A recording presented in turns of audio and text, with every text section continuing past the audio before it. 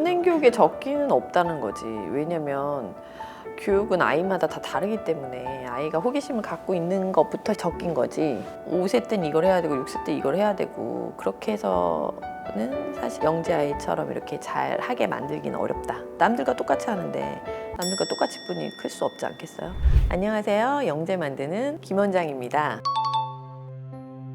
우선 주입식 교육이 선행이 가장 좀 안 좋은 교육이 되지 않을까 생각하고 있거든요. 왜냐하면 저희가 사실 배웠었던 교육은 주입식과 암기 교육이었다고 생각해서 이제 그런 선입견들이 있다 보니까 결국은 주입식으로 반복적으로 암기해야지만 결과가 좋게 나올 거라고 이 아이들의 교육을 그렇게 하고 있지 않나라고 저는 생각하고 있습니다.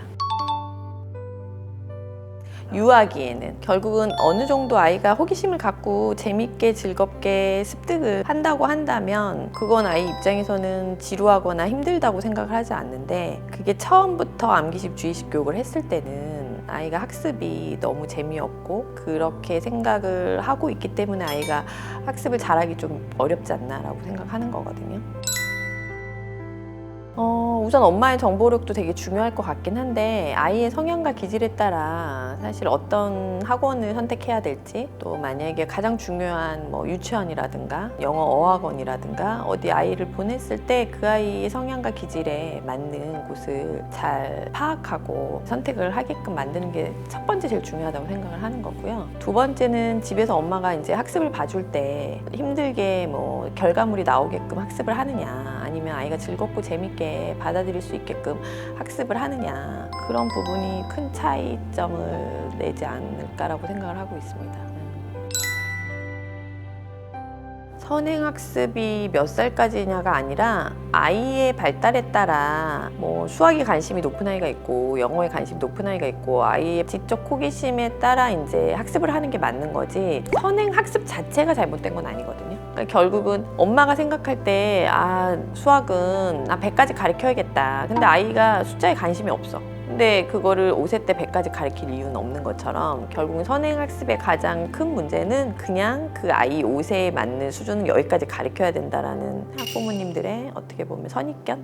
그게 가장 큰 어려움이 아닐까라고 생각해요.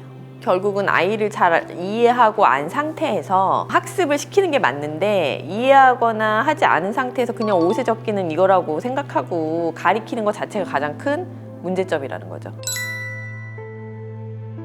아이들은 다 장단점을 갖고 있거든요. 누구나 장점과 단점을 갖고 있는데 과연 엄마가 이 아이를 장점으로 보느냐 그걸 단점으로 보느냐의 차이라고 저는 생각을 해요. 그래서 어떤 부분을 좀 키울 수 있는지를 관찰하는 게 필요한데 그게 객관적이지 않을 수 있으니까 그런 걸 객관화시킬 수 있는 전문가들이 옆에 붙어서 그런 부분들을 좀 더 디테일하게 관리해 줄 수 있다면 훨씬 더 아이를 잘 키울 수 있지 않을까 생각합니다.